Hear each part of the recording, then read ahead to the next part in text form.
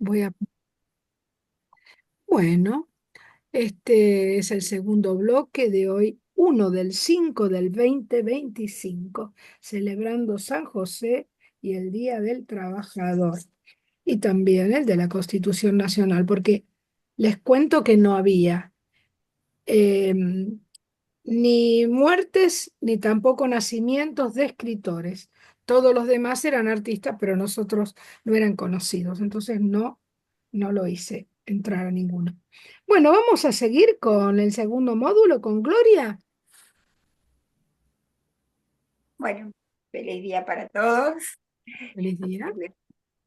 Gertrudis había nacido en un pueblo pequeño, hijo de Ramón, un tejedor de mantas que vendía en la feria de la plaza del pueblo los fines de semana.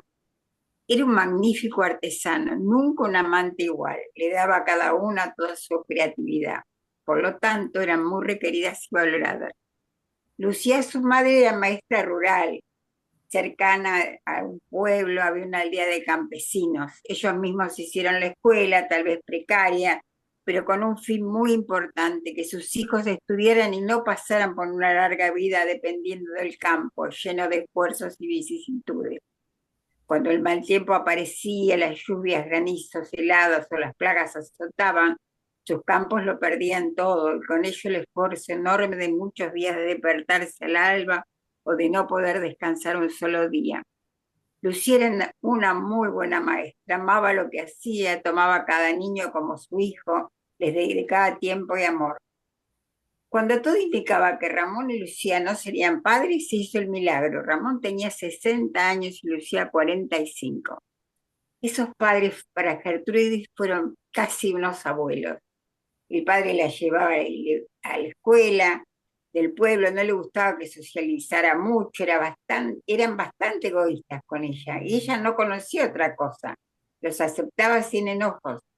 Entonces tenía amigos imaginarios. Susanita, ese pimpollo de rosa, el enorme rosal de su jardín; Juanita, una mariposa tricolor que revoloteaba por sus plantas; Juan, el gorrión mañanero que salía de su nido cada mañana; y había un enanito de piedra, Pepito, de su jardín, que ella vestía con una blusa, un gorro y una bufanda. Les hablaba, se reía, compartía con ellos sus galletas y se la veía feliz. Pero Gertrudis fue creciendo y fue a la escuela secundaria. Se notaba un poco introvertida, aunque buena alumna, y así fue entrando al mundo real. Hizo una amiga, Ana, con la que era muy confidente. Ya cerca de finalizar sus estudios, su padre falleció y su madre no pudo soportar el dolor, y a los pocos meses también dejó este mundo. Para Gertrudis se fue una gran parte de ella, estaba muy triste, sus padres fueron su fortaleza. Igual hizo un esfuerzo y terminó la escuela secundaria. Entonces decidió vender todo, irse a una ciudad cercana, a la facultad. Le gustaba mucho escribir y decidió seguir letras. Allí conoció a Ramiro, era un lindo muchacho, bueno y muy simpático. Ramiro era de un pueblo vecino, se ayudaban mucho. Gertrudis era muy creativa, escribía con facilidad poemas. Ramiro era muy profundo y le gustaban las historias de héroes y de su lucha por la libertad. Él hacía una literatura más de investigación. Se fueron acercando en los descansos, tomaban un almuerzo, meriendas juntos; ellos vivían en pensiones distintas pero cercanas. Se fueron enredando amorosamente sin darse cuenta, sus roces de mano, esos besos en la mejilla. Se sentaban muy juntos a veces en la plaza, y ella un día se durmió sobre su hombro. Ramiro, al verla dormida, comprendió cuánto la quería y qué necesidad tenía de su contacto físico. La acarició, ella se acurrucaba más y más, y él la besó en la frente, y ella despertó como si su príncipe lo hubiese sacado de un largo letargo. Se abrazaron y se besaron, sintieron un estallido de amor en todo su cuerpo, principalmente en su corazón. Así disfrutaron muchos días de su amor, hasta que Ramiro recibió una carta de sus padres que le decían que en una semana saldrían en barco para España. Su abuela materna estaba por morir y su deseo era reunir a sus hijos y nietos. Ramiro no quería, pero no podía defraudar a sus padres y menos a esa abuela lejana. Lloraron mucho abrazados, no podían separarse. Él daba unos pasos para irse y volvía hacia ella a besarla. Escena que se repitió varias veces. Entonces Gertrudis, para ayudarlo, Se fue casi corriendo desde lejos, agitó su mano. Ramiro nunca más volvió. Los motivos, ¿cómo saberlos en esa época de incomunicación total? Sí se supo que se debía desatar en España la guerra civil, donde toda la sociedad estaba involucrada.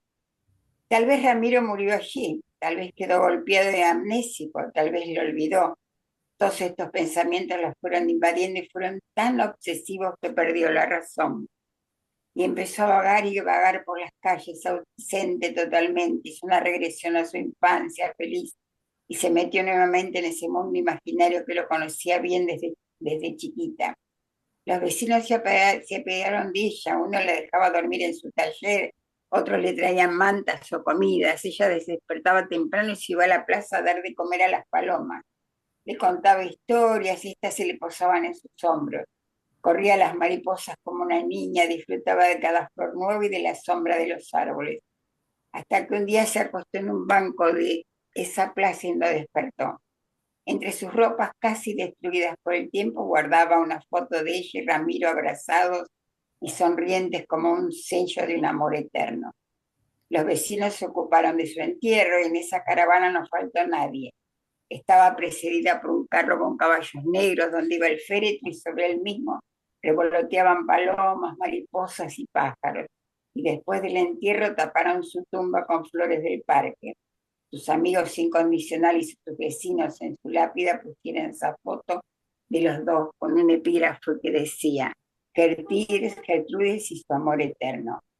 Un epígrafe profundo e inspirador que me llevó a compartir con ustedes su bella historia de amor. Muy bueno, muy bueno. Me encantó.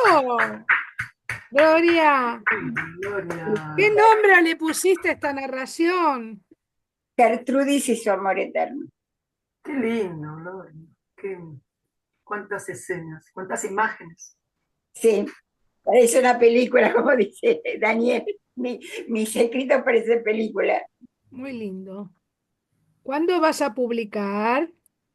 Ay, tengo tantos que ya Tenés no que te digo. seleccionar y Mi hijo mandar me a dijo publicar, muchísimo, sí, tengo porque muchísimo. la vida se pasa, Gloria. Por lo menos tenés un hijo que Hay que queda tener escrito, realidad. porque si queda en computadora nadie lo va a ver, ¿entendés? Cuando No, no, uno esté. es verdad, nadie. Y bueno. Bueno, seguimos con Carolina. Gracias, querida. No, de nada. Bueno, ahí va. Como en tantas y tantas de sus pesadillas, empezó a huir despavorido. Las botas de sus perseguidores sonaban y resonaban sobre las hojas secas. Las omnipotentes zancadas se acercaban a un ritmo enloquecido y enloquecedor. Hasta no hace mucho, siempre que entraba en una pesadilla, su salvación había consistido en despertar. Pero a esta altura, los perseguidores habían aprendido esa estratagema y ya no se dejaban sorprender. Sin embargo, esta vez volvió a sorprenderlo. Precisamente en que los sabuesos creyeron que iba a despertar, él sencillamente soñó que se dormía. ¡Qué lindo! ¿Cómo se llama? Muy bueno. Bueno, esto es de Mario Benedetti Sí. y se llama Persecuta. Persecuta. Sí, ¿Está separado o todo junto? no, persecuta, como perseguir, persecuta, Ujú. el lunfardo, digamos. Sí, sí, no, no lo escribí, no lo había escrito nunca por eso.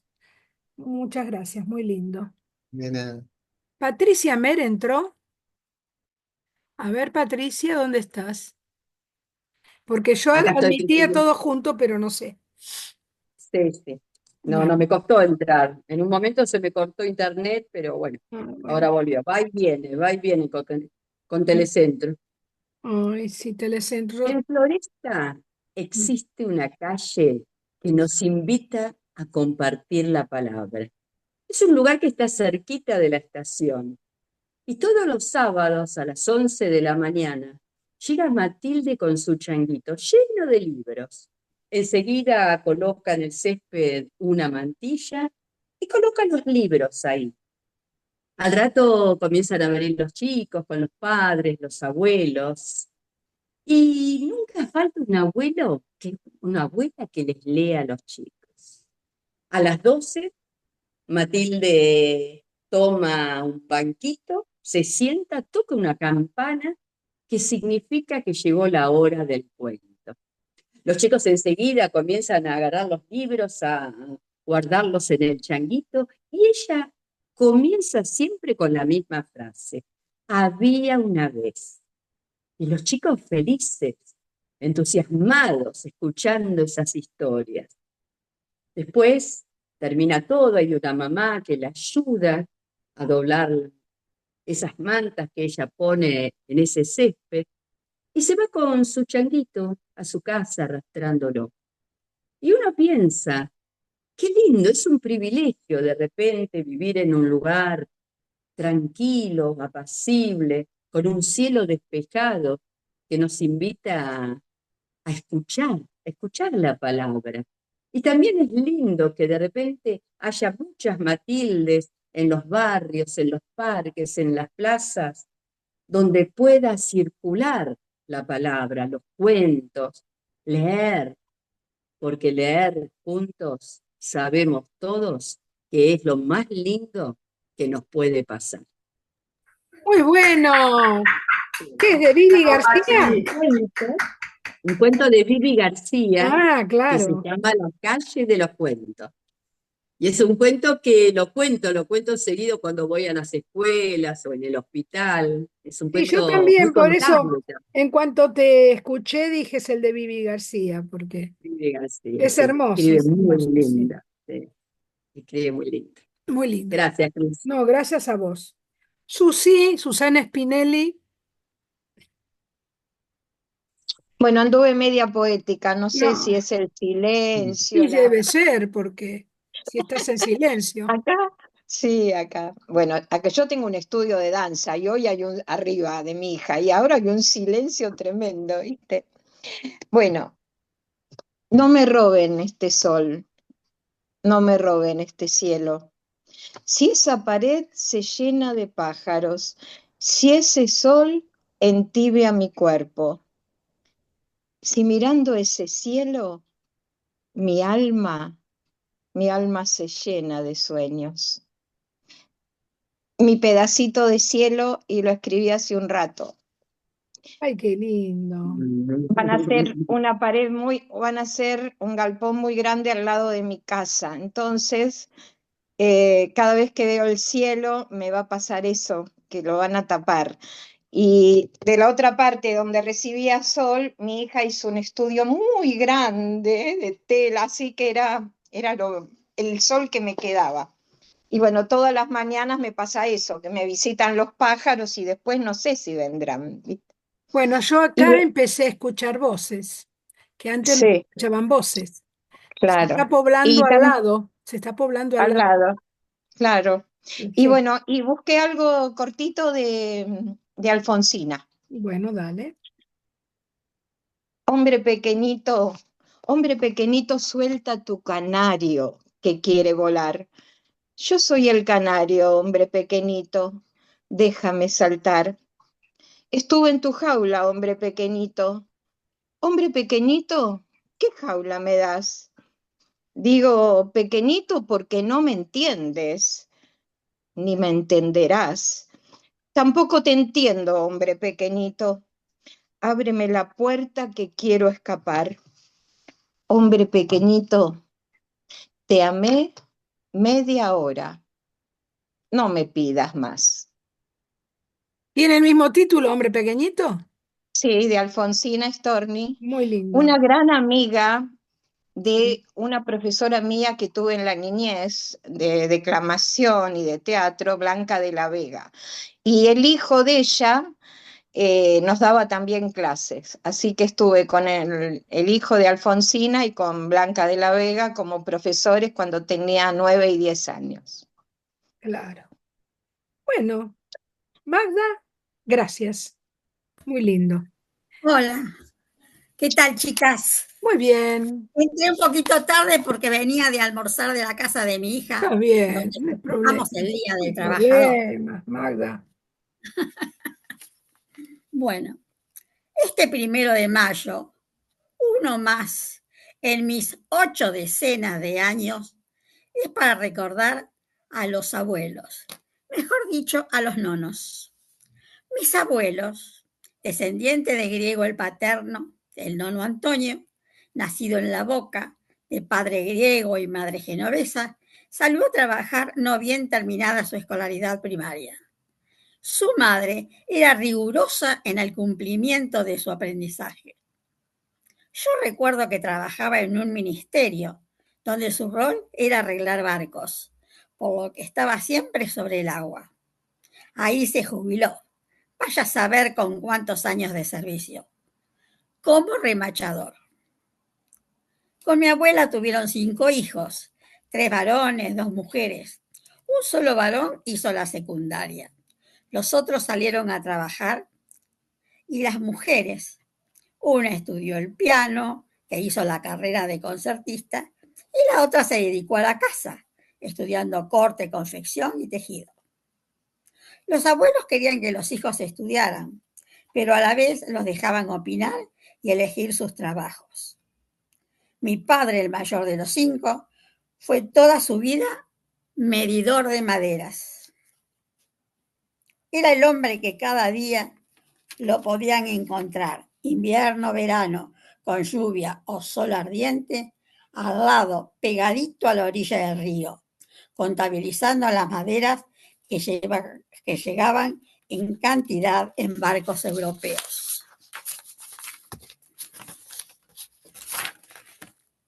Comenzó de muy chico y se jubiló siendo socio de la empresa.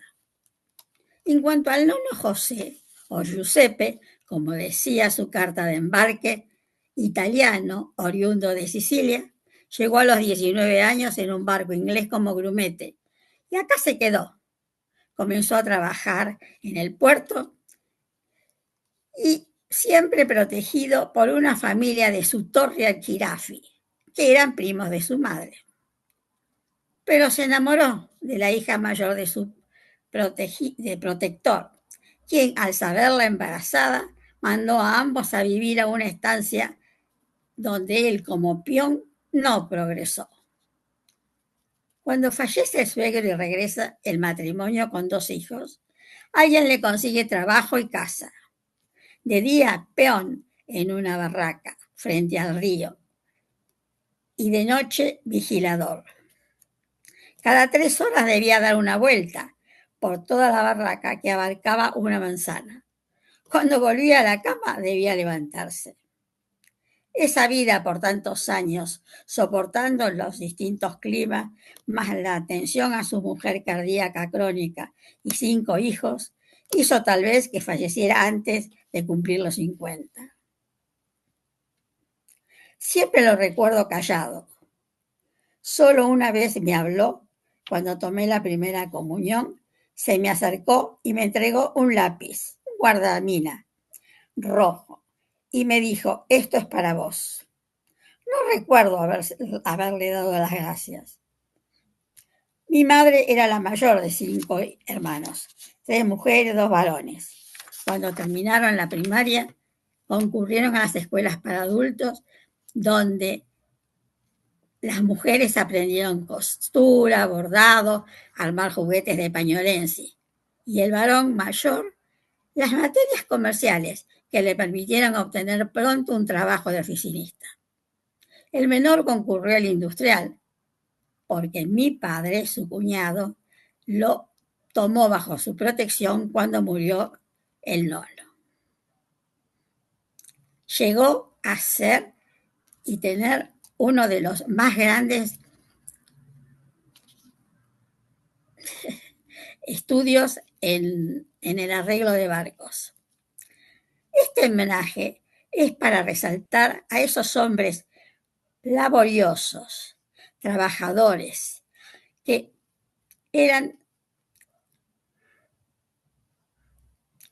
con sus trabajos importantes, pero sueldos chicos, nunca se quejaron y le dieron a sus familias lo que necesitaban, deseándole a cada hijo que debía armarse de un futuro. Los sueños de ambos, seguros, se cumplieron.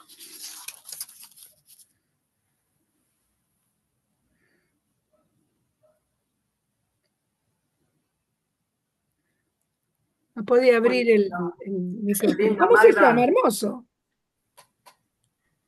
¿Cómo se llama? A ver, ¿dónde está? Te digo porque no tenía cerrado el micrófono. 1 de mayo, Día del Trabajador, o de mis abuelos. ¿Pongo 1 de mayo, Día del Trabajador, Sí, o de mis abuelos? o de mis abuelos. Lo que sucede es que lo tengo en la computadora, pero no lo pude imprimir porque me quedé sin tóner. Entonces lo pasé a lápiz y ahora acá no entiendo lo que escribí. Lo escribí ayer, Bueno, está bien, está porque bien. la verdad es que quería honrar a mis abuelos. Muy bien. Elida, Gracias. no voy a dejar a Roxy que sea antes de ello. Elida, Sí, ¿sabés, Magda? Yo también, siendo de abuelos maternos que fueron cofundadores de La Boca. Yo nací en La Boca ajá, qué y bueno. mi abuelo era capitán de un banco mercante y se llamaban mi abuelo de apellido Fabiano y mi abuela de apellido Molinari.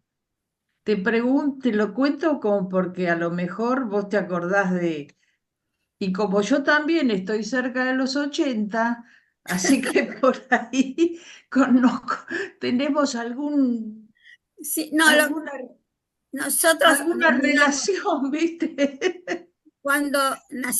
cuando falleció mi abuelo.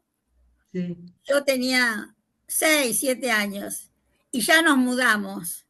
Mi claro. padre edificó en Barracas, en un barrio nuevo, y ya nos mudamos. Así que en realidad no viví tanto en La Boca. 7 años debo haber vivido en La Boca. Pero además éramos, ¿cómo te puedo decir? Un grupo muy, muy cerrado.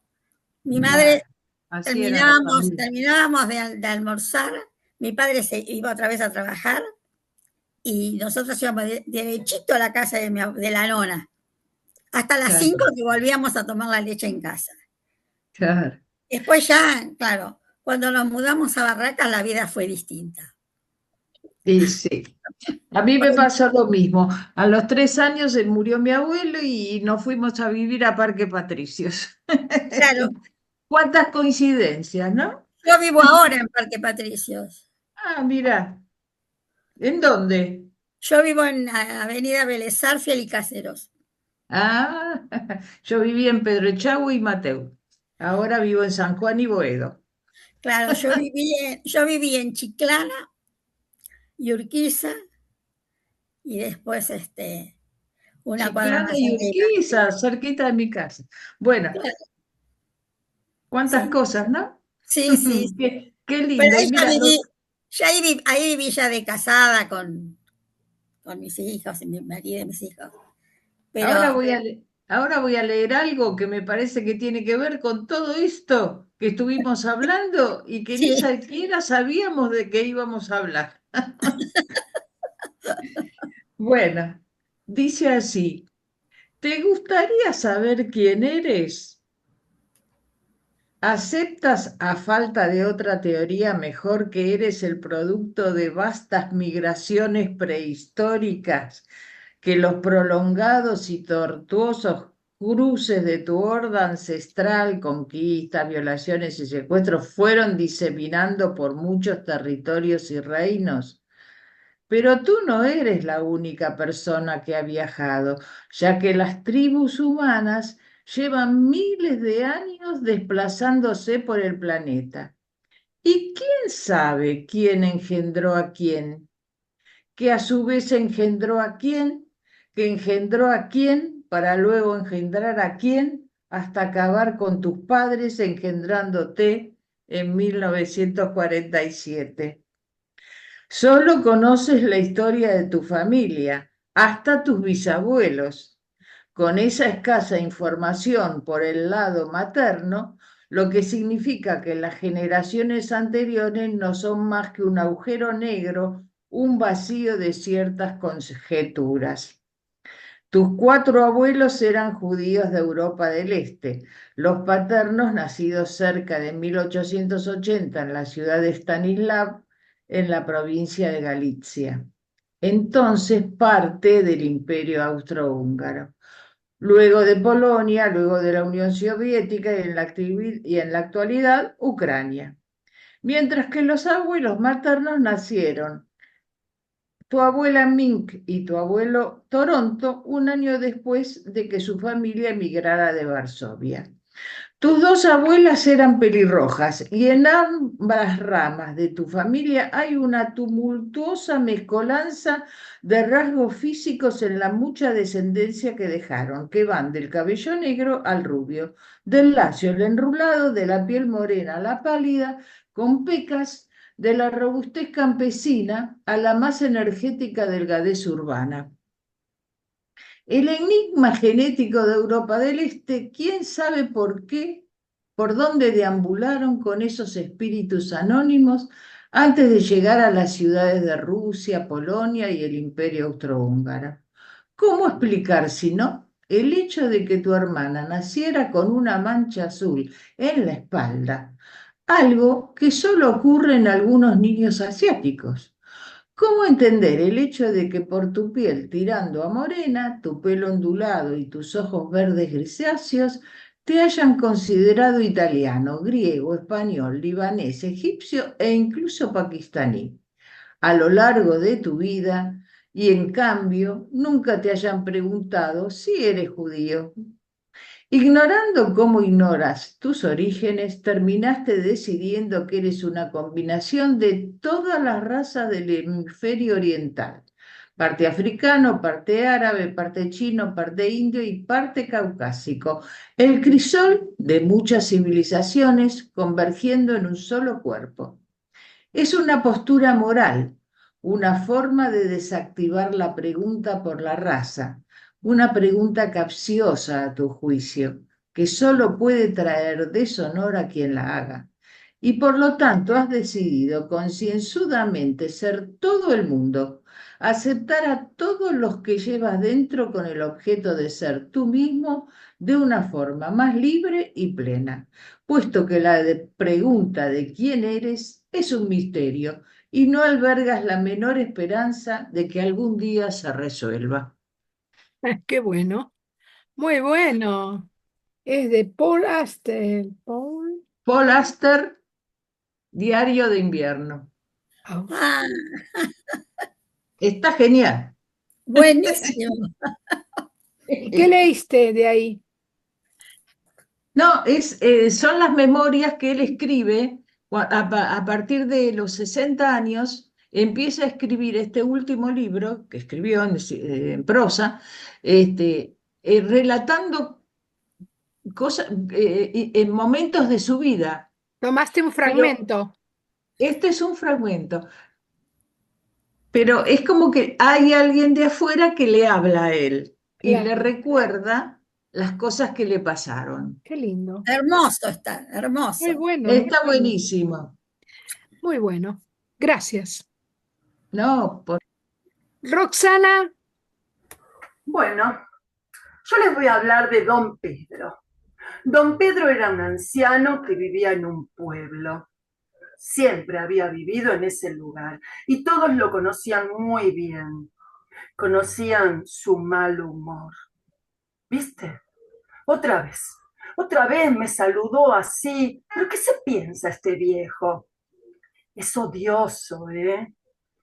Sí, es un resentido, es un amargado.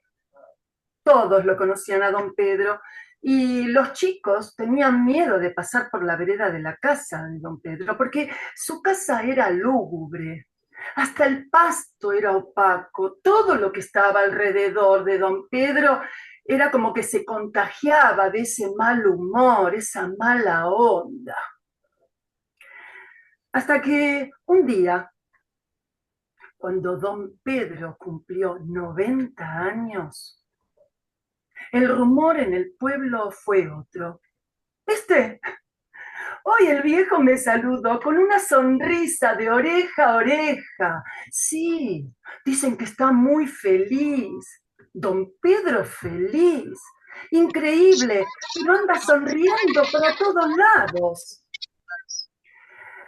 Todos quisieron ir hasta la casa de don Pedro, los grandes y los chicos. Y vieron que hasta el pasto era el más verde de todo el pueblo.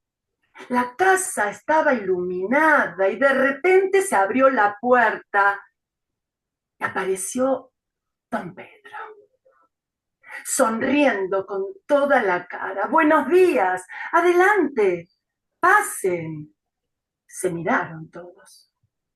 Pero los chicos fueron los primeros que avanzaron y pisaron con mucha alegría ese pasto verde. Y el más chiquitito se animó a preguntar lo que nadie se animaba. Don Pedro, usted está muy feliz. ¿Por qué está así de feliz, don Pedro?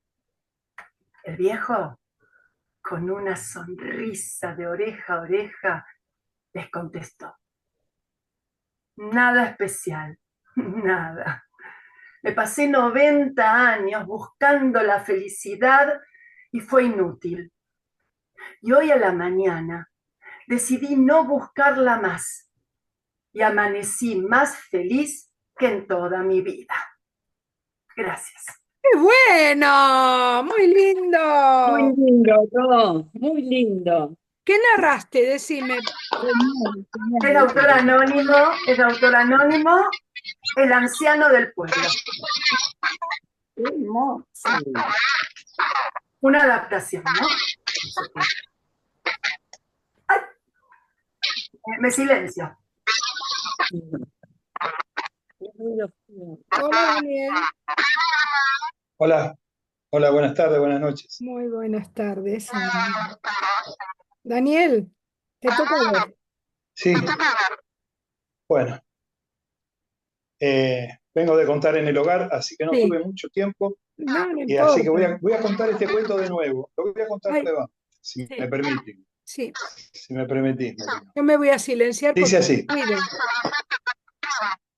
bueno, fíjate si no soy yo, ¿soy yo?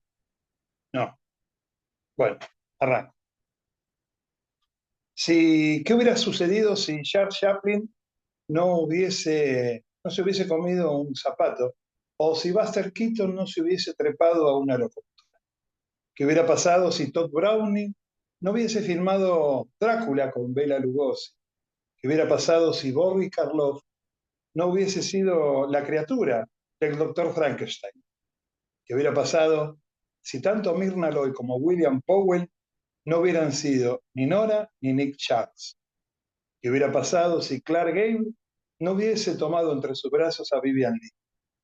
¿Qué hubiese pasado si Ingrid Bergman no le hubiera dicho a Humphrey Bogart, el mundo se desmorona y nosotros nos enamoramos? O Errol Flynn, ¿qué hubiera pasado si no hubiera muerto con las botas puestas? ¿Qué hubiese pasado si Orson Welles no hubiese gritado Rasbat? O Richard Widmark no hubiese empujado a la paralítica por la calle. ¿Qué hubiera pasado si Vittorio De Sica no hubiese soñado con un mundo repleto de bicicletas? O si Jane Kelly no hubiera bailado bajo la lluvia, o Fred Astaire no lo hubiese hecho con un perchero. ¿Qué hubiera pasado si James Stewart no hubiese mirado por esa ventana indiscreta? ¿Qué hubiera pasado si John Wayne no hubiese tomado a Natalie Wood entre sus brazos y le hubiera dicho, vamos a casa, David? ¿Qué hubiera pasado si James Dean no hubiera acercado su silla al lecho de su padre enfermo? O si la doncella no se hubiese mirado y reflejado en esas aguas tan puras y cristalinas de la fuente. ¿Qué hubiera pasado si Peter Sellers no hubiese sido ese doctor tan insólito? O si Jane Hackman no hubiese escuchado esas conversaciones que no debía escuchar. ¿Qué hubiera sucedido si Marlon Brando no hubiera muerto jugando con su nieto, ahí en el jardín? O que Thelma y Louise no se hubieran corrido de la ruta. ¿Qué hubiera pasado si Dustin Hoffman no se hubiera graduado? O si Federico Lupi no se hubiera cortado la lengua, o en otro momento hubiese gritado, Esteche y la puta que te parió. ¿Qué hubiera pasado si Tarantino no hubiera hecho películas a través de folletos baratos? ¿Qué hubiera sucedido si Audrey Hepburn no hubiese viajado a París para aprender a cocinar? Si nada de esto hubiera sucedido, no amaría el cine como lo amo. Muchas gracias. Muy lindo. ¿Qué narraste? Este es un cuento que leyó Carolina en su momento. Es de José Pablo Feynman, filósofo, historiador, investigador, bla, bla, bla, bla. Y el título es Si nada de esto hubiera sucedido. Muchas gracias. Gracias, Cristina. Gracias por darme la posibilidad. Si nada de esto hubiera sucedido. Muy bueno. Si nada de esto hubiera sucedido. Muy bueno. Gracias. Bueno, Susi. Muchas salimos y volvemos a entrar porque me toca a mí. Yo si no quedo afuera. Oh, mirá, ahora me hace sentir peor, Cristina. No. No, entramos de